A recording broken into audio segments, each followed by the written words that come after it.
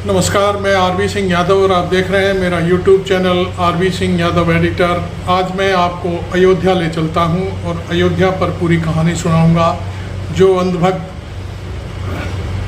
अयोध्या जाने वाले राम भक्तों से ये कहते हैं कि आप वहां जाओ तो अपने घर से खाना ले जाना और वहां के लोगों से कुछ मत खरीदना। कुछ लोग बुरी तरह से गालियां बक रहे हैं, अयोध्या वासियों को ट्रोल कर रहे हैं। उनको मैं ये बताना चाहता हूं कि मेरे प्यारे अंधभक्तों, देखो क्या हो रहा है अयोध्या में।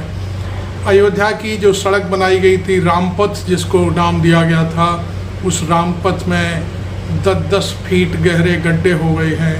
इसके पीछे किसका हाथ है शायद आप नहीं जानते, लेकिन उत्तर प्रदेश सरकार ने खुद के ऊपर अपनी जिम्मेदारी लेते हुए वहाँ के पीडब्ल्यूडी के 3 अधिकारियों को और जल निगम के 3 अधिकारियों को निलंबित करके इतश्री कर दी है और सारा भार पीडब्ल्यूडी और जल निगम के ऊपर डाल दिया है। जबकि हकीकत क्या है वो मैं आपको सुनाने जा रहा हूँ। हकीकत ये है कि ये रामपथ और अयोध्या के विकास की जो कहानी है वो किसने लिखी थी। रामपथ बनाने वाली सड़क लगभग 15 किलोमीटर के आसपास है। मैंने तो नापी नहीं है, आपने किसी ने देखा हो तो मालूम होगा, लेकिन जो जानकारियां हासिल हो रही हैं उसके हिसाब से पता चला है कि 850 करोड़ रुपए का काम था और इस रोड को बनाने के लिए लगभग 450 दिन का समय दिया गया था। लेकिन यह सड़क कुल 12 महीने में तैयार कर दी गई। और ठेके लेने वाला कौन आदमी था ये भी मैं आपको बता दूं।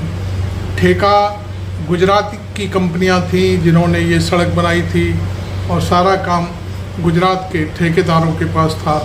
और जब ये कहा गया कि नहीं, जल्दबाजी में नरेंद्र मोदी मंदिर का उद्घाटन करने वाले हैं, इसलिए ये सड़क जल्दी से जल्दी चाहिए, 12 महीने में चाहिए, तो उस कंपनी ने एक बार भी ये नहीं कहा कि हम इस काम को 12 महीने में नहीं कर सकते, चूँकि ये काम 450 या 500 दिन के भीतर होना है। सड़क बनी और टूट गई। आपको मैं बता दूं सड़क कैसे बनी। जो सीवर डाली गई सड़क के अंदर, उस सीवर का ठेका किसके पास था ये भी मैं आपको बता दूं। ये ठेका भी जल निगम वाली जो कंपनी है वहाँ की, वो जल निगम ने जिसको ठेका दिया था वो गुजरात की कंपनी है जिसने ये सीवर डाली थी। सीवर के जो मैन होल होते हैं उनके आसपास और पूरी सड़क बनाने का काम भी पीडब्ल्यूडी ने गुजरात की एक कंपनी को सौंपा था।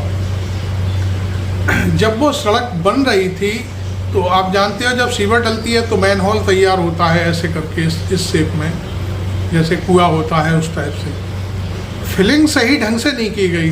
उस कुएं के यानी सीवर का जो मेन होल होता है उसके आसपास जो फिलिंग होती है वो मिट्टी भरने के बाद उसमें पानी डाला जाता है, बल्कि एक बरसात उसमें कोई काम नहीं होता जिससे कि वो फिलिंग सही हो जाए और जो मिट्टी बैठनी होती है वो बैठ जाए और उसको दोबारा से फिलिंग किया जाए। लेकिन यहाँ तो कोई काम ही नहीं हुआ, क्योंकि वहाँ पर दीपोत्सव होना था। दिवाली पर दीपोत्सव के लिए सड़क तैयार होनी थी। हर हालत में कैसे भी करके बस मिट्टी एक बार डाली गई और ऊपर से फिर सड़क बना दी गई। चलिए ठीक है, वो 5-6 महीने में जो कुछ भी हुआ, दीपोत्सव के बाद दीपोत्सव हो गया, उद्घाटन भी हो गया और नरेंद्र मोदी का जो खेल था फोटोग्राफी का वो भी पूरा हो गया। अब जैसे ही पहली बरसात हुई मानसून की, वो सड़क पूरी धंसती चली गई। यहाँ तक कि राम मंदिर का जो मेन मंदिर है उसमें भी वो शायद वो भी कंपनी गुजरात की है, तो उसमें राम मंदिर के जो मेन जो गुम्बद है उसमें पानी चुचाता रहा, लेकिन बाद में उसका खंडन कर दिया वहाँ जो लोग हैं उनके द्वारा। खैर, अब बात आती है सड़क की। तो सड़क पे 10-10 फीट गहरे गड्ढे, उसमें आदमी 6 फुट का आदमी होता है, भीतर चला जाए तो वो निकल भी ना पाए। तो ये हालत है वहाँ अयोध्या की, और आप दोष दे रहे हो कि वहाँ की जनता ने भारतीय जनता पार्टी के प्रत्याशी को वोट नहीं दिया। जो लल्लू राम है कौन, लल्लू सिंह ठाकुर है कौन है, जो वो संविधान बदलने की बात कर रहा था, उसको वोट नहीं दिया और उसकी हालत ख़राब हो गई। और वहाँ पर जीत समाजवादी पार्टी के प्रत्याशी की हुई और ज़बरदस्त जीत हुई। अब सवाल उठता है कि योगी आदित्यनाथ ने अपनी सरकार के ये 6 अधिकारियों को बलि का बकरा क्यों बनाया। दोनों डिपार्टमेंट में सेम कैडर के अधिकारी निलंबित किए गए हैं। एग्जीक्यूटिव इंजीनियर जो होता है, एक्सीएन जिसको कहते हैं, उससे लेकर के एक असिस्टेंट इंजीनियर और एक जेई।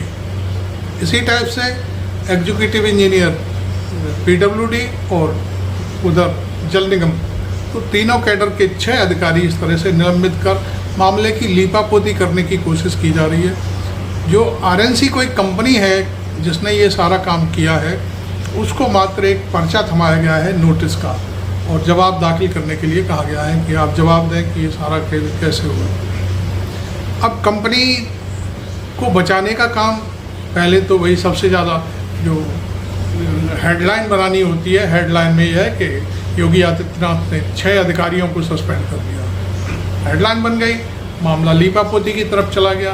अधिकारी क्या है, आगे चल करके वो जब जांच पड़ताल होगी, मामला शांत हो जाएगा, फाइल दाखिल दफ्तर हो जाएगी, तो निश्चित तौर पर वो उसको उन अधिकारियों का निलंबन भी वापस हो जाएगा। तो ये जो चीज़ें सामने आ रही हैं, मैं आपको बता दूं, एक सेकंड,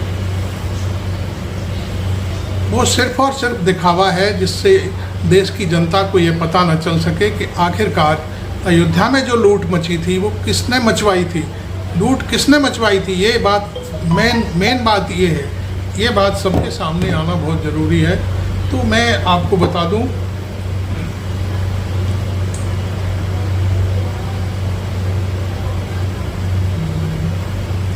कि ठेके किसने दिलवाए, किसके कहने पर सारा काम जो है गुजरात की कंपनियों को दिलवाया गया। अब आपको मालूम है काशी में भी यही हुआ है, जो काशी वाराणसी जहाँ से हमारे प्रधानमंत्री नरेंद्र मोदी जीत करके आए हैं। अयोध्या में तो लोगों ने हरा दिया, लेकिन काशी में जहाँ 4.5 लाख वोट मिलते थे, 19 में 4.5 लाख मिले थे, वो घट करके 1.5 लाख रह गए, 1,52,000 के आसपास। ये क्या है? ऐसी कुगत प्रधानमंत्री की हमने तो शायद नहीं देखी। वो कई और चुनाव पहले से भी जीतते आए हैं, बड़ोदरा से कहाँ से जीते थे, गुजरात से जीते थे, और तीसरी बार अब की बार यहाँ बनारस से जीते हैं। वहाँ ढेर कर दिया, पूरा मन ही बदल लिया बनारस के लोगों ने। तो वहाँ भी जो कुछ भी हो रहा है, वहाँ भी गुजरात की कंपनियां सारा काम कर रही हैं, सारा खेल गुजरात का है। और गुजरात की कंपनियों को ये सब चीज़ें, ये ठेके क्यों दिए जा रहे हैं, इसके पीछे कोई ना कोई राज तो है। और राज शायद ये है कि वो चंदा देते हैं पार्टी को, भारतीय जनता पार्टी को, बदले में उनको ये सारा काम मिलता है और वो फिर लूट करते हैं, क्योंकि वो ऊपर से हैंडल होते हैं। नीचे के किसी अधिकारी की, नीचे के किसी भी पार्टी कार्यकर्ता की हिम्मत नहीं है कि उन कंपनियों से कोई बात कर सके। यदि कोई अधिकारी या पार्टी का अधिकारी, उनकी बीजेपी का ही कोई छोटा कार्यकर्ता या एमएलए स्तर का या लोकसभा स्तर का एमपी एमएलए बात करेगा, तो उसकी औकात इतनी नहीं है कि गुजरात की कंपनियों से सीधे मुंह बात कर ले और उनसे सवाल पूछ सके, क्योंकि वो सीधे हैंडल हो रहे हैं अमित शाह से और नरेंद्र मोदी से। नरेंद्र मोदी से कौन पंगा लेना चाहेगा, बताइए? कोई नहीं ले सकता। अब अंधभक्त बार बार इसी बात पे आ रहे हैं कि भाई ये सारा काम हुआ कैसे, ये तो बहुत गड़बड़ हो गया। अयोध्या को इतना हमने विकास कराया, 850 करोड़ रुपए की सड़क बनवाई, रामपथ बनवाया, और उस अयोध्या ने हमारे प्रत्याशी को हरा दिया। ये चीज़ सबके सामने लाया जाना बहुत ज़रूरी है। अब सवाल उठता है कि जो कंपनियां गुजरात की थी, उनसे कौन सवाल पूछेगा? अभी भी कौन पूछेगा? कोई नहीं पूछेगा। चंपत राय ने, चलिए, जो गुम्बद के नीचे पानी आ रहा है उसका तो खंडन कर दिया कि मंदिर के गुम्बद में पानी नहीं आया, लेकिन भाई सड़क तो सबके सामने है, गड्ढे तो सबको सामने दिखाई दे रहे हैं। अब आप कैसे कह सकते हैं कि वहाँ पे गड्ढे नहीं हुए, सड़क नहीं टूटी? एक नहीं दर्जनों जगह ऐसा हुआ है, जहाँ देखो वहाँ मैन होल के आसपास ये मोटे मोटे गड्ढे हो गए हैं, जहाँ पे कार भी नीचे जा रही हैं, घुस रही हैं। तो कुल मिलाकर के मैं ये सवाल पूछना चाहता हूँ नरेंद्र मोदी से, योगी आदित्यनाथ से, कि जो यूपी सरकार के जो अधिकारी हैं उनको बलि का बकरा क्यों बनाया गया? उनका क्या दोष है? उनकी क्या हिम्मत थी कि वो गुजरात की कंपनियों से कोई भी बात कह सकें? हालांकि ये जिम्मेदारी थी कि वो जांच पड़ताल करें, मटेरियल सही लग रहा है कि नहीं लग रहा है, काम ठीक से हो रहा है कि नहीं हो रहा है। अरे भाई, आप जिस काम को 4 महीने में जो काम 16 महीने में जो काम होना था उसे आप 12 महीने में करा रहे हैं, तो यही हाल होगा। जब फिलिंग होती है सड़क पर, वो ठीक से नहीं होगी, उसमें पानी नहीं डाला जाएगा, तो फिर क्या होगा? यही होगा। तो निश्चित तौर पर मैं बता दूं कि ये मीडिया भी जो है इन सब तरह चीज़ों को उठाने की कोशिश नहीं कर रहा है। गोदी मीडिया तो सिर्फ और सिर्फ ढकने की कोशिश करता है कि जहाँ भी कोई गलत काम हुआ है उसमें उसकी लीपापोती कर दो, और वो केवल ये फ्लैश कर रहा है कि पीडब्ल्यूडी और जल निगम के उत्तर प्रदेश सरकार के जो 6 अधिकारी हैं उनको निलंबित कर दिया गया है, ये हेडलाइन ले रहा है। तो मैं आपको अभी तो केवल अयोध्या पर ही केंद्रित करता हूँ। आपको ये वीडियो कैसा लगा आप ज़रूर लिखें, बताएं, और मेरे चैनल को सब्सक्राइब ज़रूर करें। Thank you very much. मैं आरबी सिंह यादव।